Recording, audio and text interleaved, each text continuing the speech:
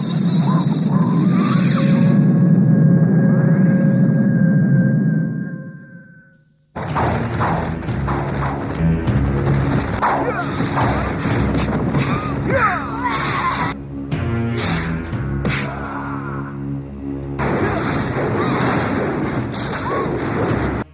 gigitan kerandong mengandung bisa beracun. Cepat angkat, Kiai Basari. Kita berlomba dengan waktu. Cari rumah paling dekat di sini. Di awal episode ini, kita langsung menuju pada Datuk Larang Tapa, Datuk Jampak dan juga Rindi Antika yang di saat itu sedang mengejar Mak Lampir beserta anak buahnya setelah kabur dari pertarungan melawan Sembara. Sebenarnya Panglima Kumbang sudah memperingatkan ketiganya untuk tidak melakukan pengejaran karena akan sangat berbahaya jika Mak Lampir sampai menjebak mereka. Namun mereka tidak memperdulikan kata-kata sang Panglima. Kini Mak Lampir pun telah memiliki rencana besar untuk menjebak ketiganya yang akan dihadapkan kepada Nagasaka, seekor naga dari bangsa jin merah yang sangat ditakuti oleh golongan jin. Kenting Sari dan Kenting Kuning pun kemudian ditugaskan oleh Mak Lampir untuk memancing ketiganya agar mereka mengejar sampai ke lembah Naga Pertala. Mereka berdua kemudian berpura-pura menghadapi rombongan Datuk Larang Tapa untuk membuat penasaran, sehingga kemudian ketiganya pasti akan mengejar mereka dan tidak akan melepaskannya.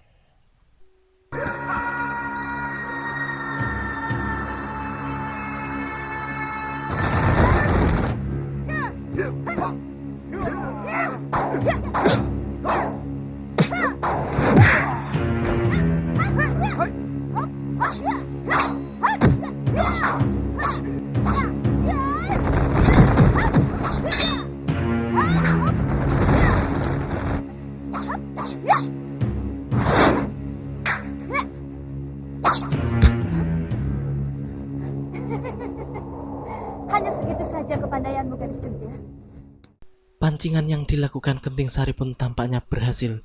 Kini Rindi Antika tampak marah dan segera mengejar murid Mak Lampir tersebut. Kenting Kuning kemudian juga kabur mengikuti jejak Kenting Sari. Mereka telah sepakat untuk bertemu di lereng lembah Naga Pertala karena Mak Lampir telah menunggu di sana. Sedangkan Datuk Larang Tapa, Rindi Antika dan Datuk Jampak yang terjebak nafsu mengejar tidak menyadari bahwa mereka telah sampai pada kawasan kekuasaan dari Nagasaka. Padahal Datuk dan Rindi sebelumnya sudah pernah terjebak di tempat itu. Beruntungnya ada Kiai Basari yang mampu mengusir naga merah tersebut.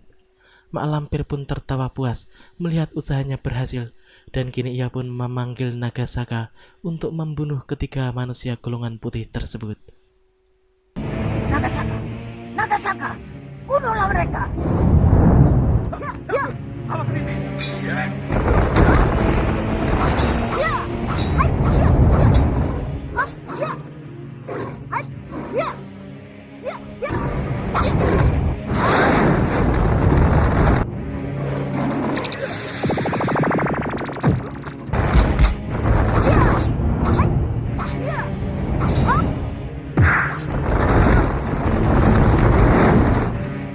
Ya, Rindi Antika yang mencoba untuk melawan Nagasaka pun hanya bisa bertahan sebentar saja. Kini Datuk Larang Tapa dan Datuk Jampak mencoba untuk menggabungkan kekuatan mereka guna menghadapi naga sakti tersebut. Di sisi lain, di rumah Ki Haji, terlihat Kiai Basari yang tergeletak lemah dan selalu membaca istighfar. Seperti yang telah diceritakan di episode sebelumnya, bahwa sang kiai terkena racun jahat akibat bekas gigitan gerandong di lehernya.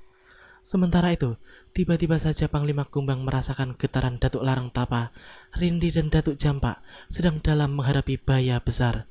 Santa Lima yang juga sedang berada di tempat tersebut pun merasakan hal yang sama. Ia juga mengetahui kalau ketiganya sedang dalam keadaan terluka parah. Mereka bisa mati kalau tidak kita tolong. Di mana tempatnya? Lembah Sabta Pertala. Nagasaka. Nagasaka? Apa itu, Kiai? Ular raksasa dari bangsa jin yang sangat buas dan ganas. Allah. Kiai pernah bentrok dengannya? Allah. Kiai Basari yang sebelumnya pernah menghadapi naga saka pun kemudian memberitahukan kalau naga saka adalah seekor naga raksasa yang sangat sakti dan sulit untuk mengalahkannya, sehingga ia sangat khawatir pada ketiga kawan mereka itu. Mendengar penjelasan Kiai Basari, Kiai Jembar Jumantoro pun kemudian langsung mengambil tindakan dengan mengajak sembara menuju lembah Pratala. Sang Kiai juga memperingatkan kepada semuanya yang berada di tempat itu untuk menjaga Kiai Basari yang sedang sakit dan juga memperketat penjagaan Gerandong. Jangan sampai makhluk berbahaya itu bisa lepas. Selanjutnya, Kiai Jumantoro dan Sembara segera menghilang dan masuk ke alam jin agar cepat sampai di lembah naga Pertala. Sementara itu, Datuk Larang Tapa, Rindi dan Datuk Jampak kini hanya bisa bertahan sekuat tenaga dari serangan gempuran naga saka dengan cara menggabungkan kekuatan guna melindungi diri mereka dari semburan api naga sakti tersebut. Akan tetapi, tak lama kemudian, pertahanan mereka pun hancur dan tergembur.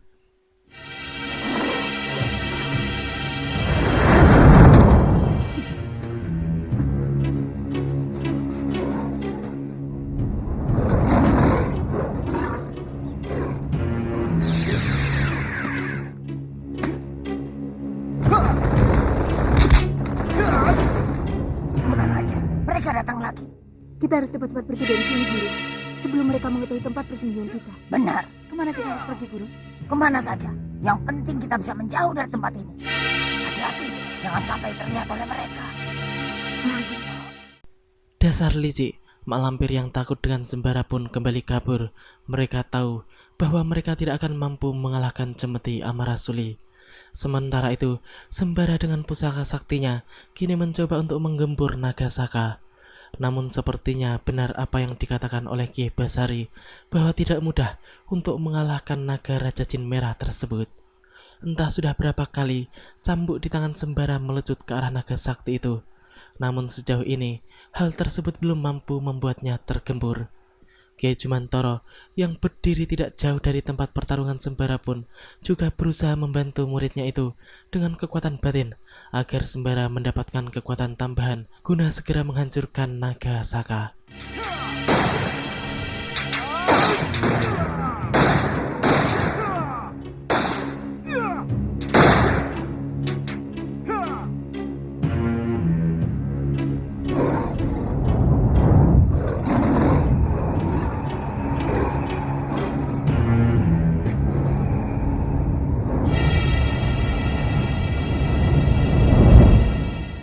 Tampaknya kini naga saka benar-benar marah. Ia pun mengeluarkan semburan pamungkasnya untuk menghancurkan Sembara. Akan tetapi, dengan Cemeti Amarasuli di tangannya, Sembara pun mampu menahan kuatnya semburan api dari naga raksasa tersebut. Adu kekuatan pun terjadi. Kiai Jumantoro kembali berzikir guna membantu Sembara agar segera bisa menyudahi perlawanan naga saka. Hal tersebut jelas sangat membantu Sembara untuk bisa keluar dari kekangan semburan api naga tersebut. Hingga tak lama kemudian, pemuda itu berhasil keluar dari lingkaran api semburan naga saka dan ia pun menggunakan seluruh kekuatannya untuk bisa menembus pertahanan sang naga.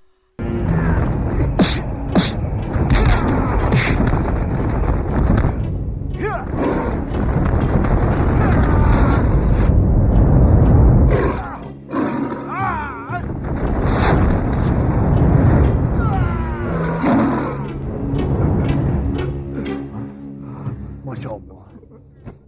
Luka dalam Andika cukup parah, Datuk. Akhirnya, Sembara berhasil mengalahkan naga saka. Kini mereka pun segera menolong Datuk Larang Tapa yang kelihatan paling parah luka dalamnya.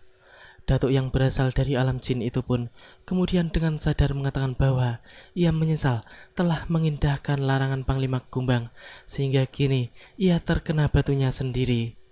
Ia pun kini benar-benar menyadari bahwa semua yang dikatakan oleh sang Panglima Kumbang pasti memiliki arti, karena sang Panglima melihat sesuatu bukan dengan matanya, namun dengan naluri dan batinnya. Kini kita menuju pada Mak Lampir yang di saat itu sedang terbang mengudara bersama dengan murid-muridnya.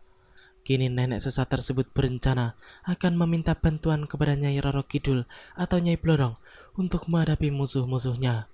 Kenting Sari yang baru menyusul gurunya pun kemudian memberitahukan kalau naga Saka dapat dikalahkan musuh. Saka tidak akan dapat melawannya. Siapakah dia, Guru? Sembara, Boleh aku menghadapinya, Guru? kau tidak akan kuat. Dia bukan tandinganmu. Lihatlah, luka Guru ini diakibatkan oleh kesaktian pemuda itu. Mana bisa aku menandinginya? Kalah atau menang sebaiknya dicoba dulu. Aku berani menghadapi pemuda itu karena aku punya andalan. Apa andalanmu?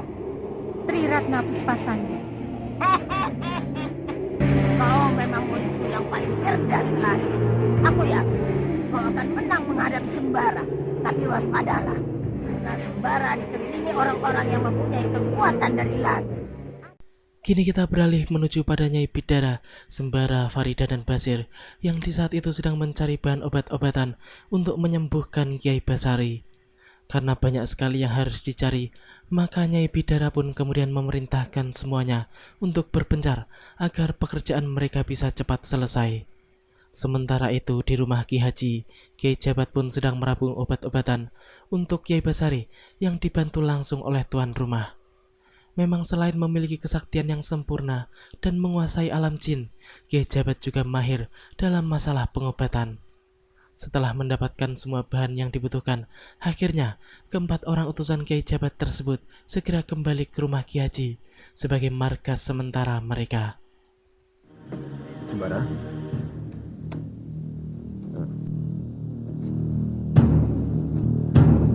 Basir? Ya, Kiai. Hah? Kadal? Untuk apa kadal, Sir? Loh, kan Kiai yang minta. Sir, tugasmu mencari kadal. Masya Allah. Aku bilang kedelai, bukan kadal. Kiai mau ikut sholat berjamaah di masjid? Iya. Kiai bisa bertayamum sendiri. Mari.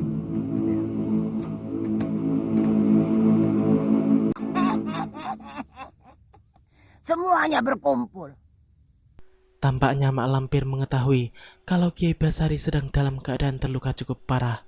Nenek sesat itu pun berencana untuk menghabisi musuh-musuhnya itu satu persatu. Dan incaran pertama mereka adalah Kiai Basari yang sedang tergolek lemah tak berdaya. Kesempatan itulah yang tidak akan disia-siakan oleh Mak Lampir beserta murid-muridnya. Mereka berencana akan menyerang di malam hari ketika semua sedang tidur, karena titik terlemah manusia adalah ketika sedang tidur. Malam itu, Mak Lampir pun memanggil jin-jin sakti anak buahnya yang kemudian diperintahkan untuk masuk ke alam maya guna membunuh Kiai Basari secara halus. Sementara itu di rumah Ki Haji yang menjaga Kiai Basari tampak hanya Basir seorang diri saja. Itu pun ia tertidur, sedangkan yang lainnya berjaga-jaga di halaman rumah. Aku merasakan firasat akan ada serangan malam ini di sana. Iya, karena itu kami berdua mengadakan penjagaan. Siapa yang menjaga Kiai Basari? Basir, Apa tidak salah? Orang seperti dia dipercaya menjaga Kiai Basari. Kenapa bukan Nyai Bidara? tidak usah. Biar beliau-beliau bisa istirahat. Kita saja yang mudah-mudah menjaga. Tapi menurutku, lebih baik kita perkuat penjagaan di luar, di belakang, dan di kedua sisi rumah ini. Betul juga. Kita jaga segala kemungkinan yang bakal terjadi. Baiklah. Atas dasar pemikiran Sembara, maka mereka pun kemudian membagi tugas dengan menjaga ketat seluruh sisi rumah tersebut. Datuk Larang Tapa dan Rindi Antika menjaga di belakang, Panglima Kumbang menjaga di samping kiri, Datuk Jampak di samping kanan, sedangkan Sembara dan Santalima menjaga di depan rumah. Kiai Basari yang sedang tertidur pulas itu pun kemudian masuk ke alam mimpi, dan di sana telah menunggu jin-jin anak buah Mak Lampir yang bertugas untuk menghabisi nyawa sang Kiai. Sang Kiai sendiri menjadi sangat terkejut dan bingung karena ia sedang berada di sebuah tempat asing dan harus menghadapi jin-jin jahat yang tidak dikenalnya. Pertarungan pun akhirnya terjadi.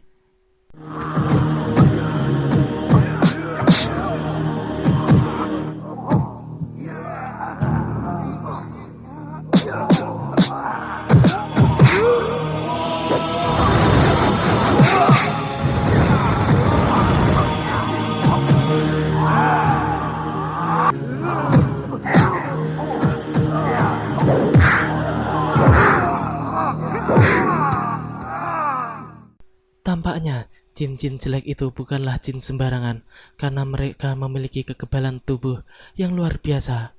Kiai Basari sendiri sebenarnya mampu menghadapinya, namun mereka terlalu kuat. Maka lama-kelamaan kekuatan sang kiai pun terkuras habis. Makhluk-makhluk tersebut benar-benar seperti mayat hidup yang tidak memiliki rasa sakit. Bahkan semakin lama mereka semakin ganas saja, sehingga Kiai Basari semakin keteteran menghadapinya. Mak Lampir yang mengendalikan makhluk-makhluk itu dari jauh pun kemudian menyuruh mereka untuk segera menyeret Kiai Basari menuju gua Kiskenda agar segera dieksekusi. Sementara itu, Nyai Bidara yang di saat itu sedang tidur bersama dengan Farida pun tiba-tiba terbangun dan segera menuju kamar Kiai Basari karena ia merasakan ada sesuatu yang sedang terjadi pada sang Kiai. Nyai Bidara yang melihat sang Kiai tampak gelisah dan meronta-ronta pun kemudian segera memahami apa yang terjadi. Maka kemudian ia pun segera masuk ke alam mimpi sang Kiai dan membantunya menghadapi makhluk-makhluk utusan Mak Lampir.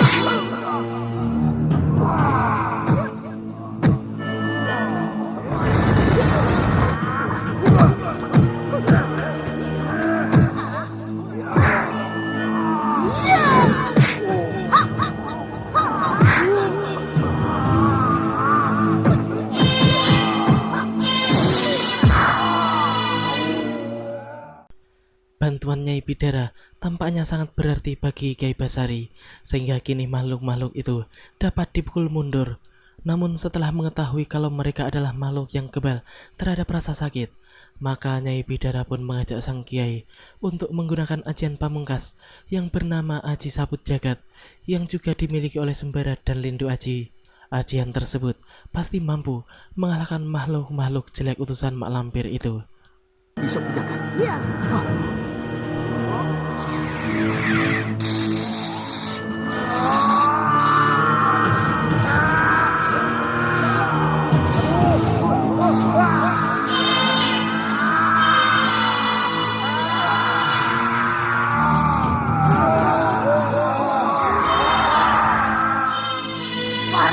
Keparat, karena Lodra kalah. Akhirnya, Gagak Lodra utusan Mak Lampir mampu dimusnahkan oleh Aji Sabut Jagat Kiai Basari dan juga Nyai Bidara.